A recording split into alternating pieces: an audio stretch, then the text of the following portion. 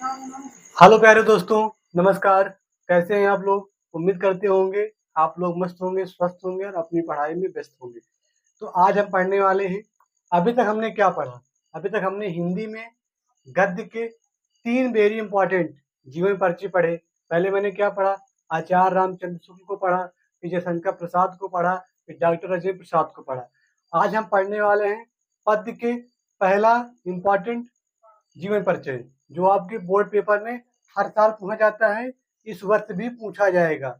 जहाँ तक मान लीजिए कि 100 में से 100% की गारंटी है कि ये जीवन परिचय जो लिखा हुआ है बोर्ड पे, ये आपके लिए आप इस बोर्ड पेपर में जरूर आएगा। ये आप बात नोट करके लिख लीजिए।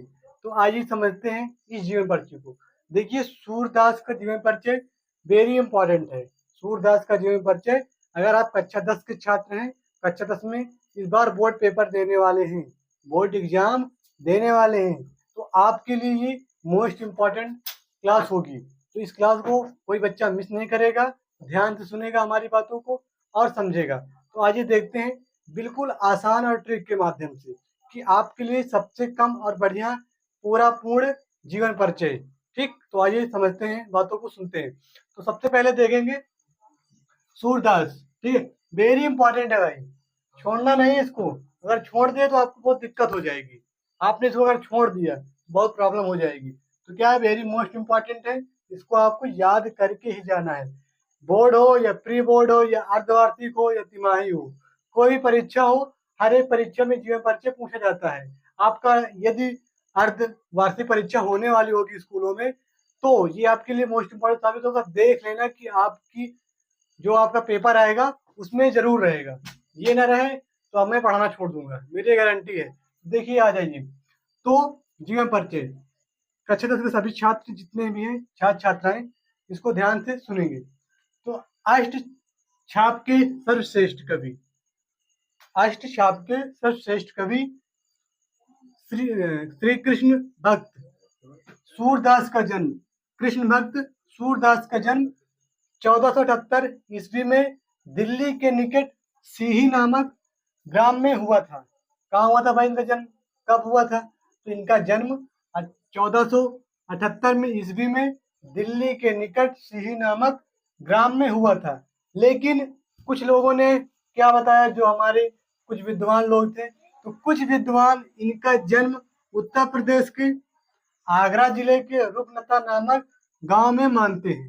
तो इनका कोई निश्चित नहीं है कि इनका जन्म यही हुआ है। ठीक, इनका जन्म कुछ लोग बता रहे हैं कि दिल्ली में हुआ है, सिही नामक ग्राम में, और कुछ विद्वान बता रहे हैं कि उत्तर प्रदेश के आगरा जिले के रुकनता नामक ग्राम में हुआ है, मानते हैं। ठीक, तो आगे देखते हैं क्या है।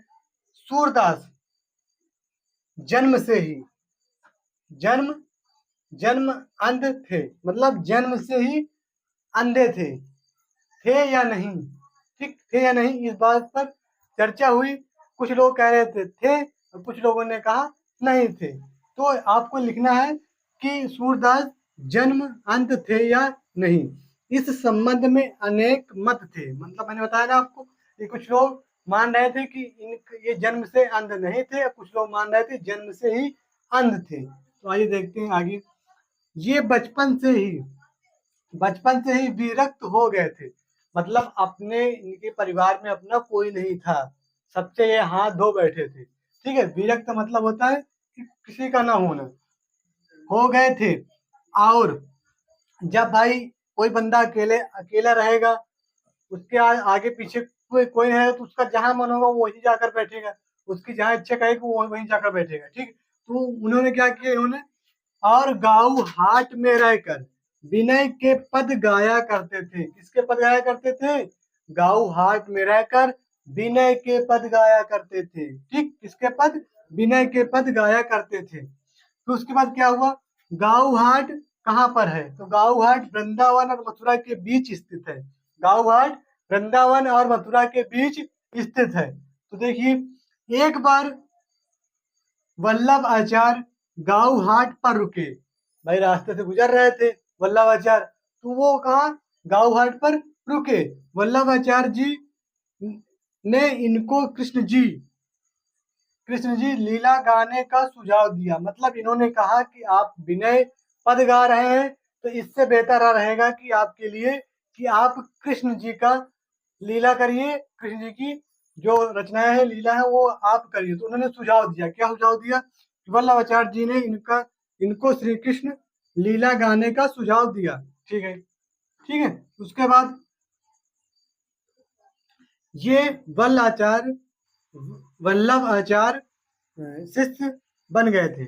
मतलब सूरदास किसके शिष्य बन गए थे? वल्लभ आचार्य जी के शिष्य बन गए थे। ठीक, आगे देखते हैं।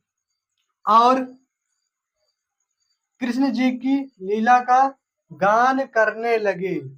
हाँ, अगर आपका कोई बड़ा भाई या कोई टीचर कुछ कहता है तो वो काम आप कुछ दिन बाद ही सही लेकिन करने लगते हैं। जब आपको जरूरत होती है तो आप करने लगते हैं। तो उसी प्रकार वल्लभाचार्य जी ने सूरदास से कहा कि आप विनय का पद न गा करके श्री कृष्ण का पद करिएगा।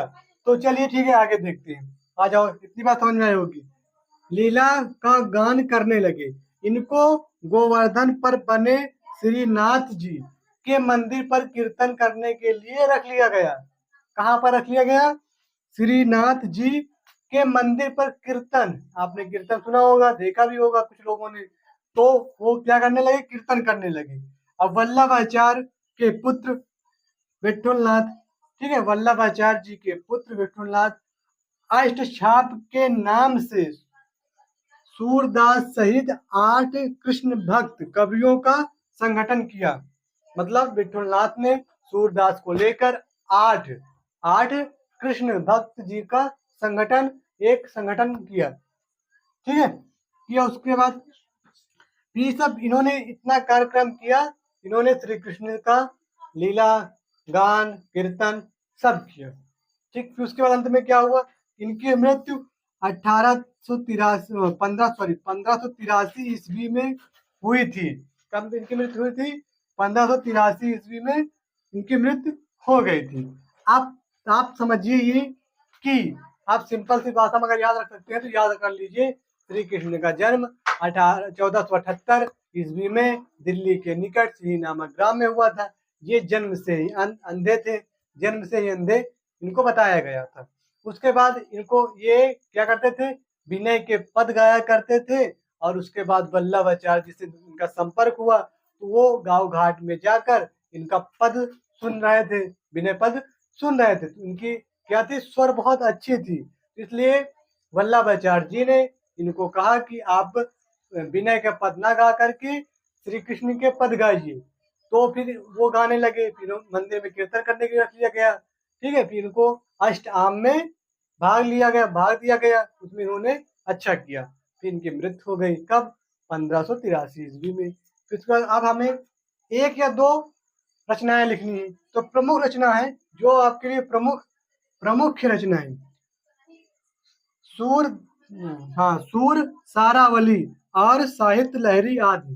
सूर सारावली और साहित्य लहरी आदि इनकी क्या है? प्रमुख रचनाएं हैं। उम्मीद करते होंगे कि ये क्लास आपके लिए कुछ हेल्पफुल होगी। अगर हेल्पफुल हो तो वीडियो को एक प्यारा सा लाइक कर दीजिए। अगर आप हमारे चैनल पर पहली बार विजिट कर रहे हैं तो एक प्यारा सा सब्सक्राइब कर दीजिए, क्योंकि इसी तरह आपको सारे बढ़िया जितने भी हमारे और बच्चे हुए अभी हैं ये परिचय मैं आपको करा दूंगा। 2 और कराऊंगा पद में, तो 3 उधर से हो जाएंगे गद्य के और 3 पद्य के। अगर आप 6 पढ़ के जाते हैं तो 10 नंबर क्लियर करके चलिए। एक रचना लिखनी है, इसका जीवन परिचय लिख देना है। ठीक, तो उम्मीद करते होंगे क्लास आपको अच्छी लगी हो। सभी प्यारे बच्चों को धन्यवाद।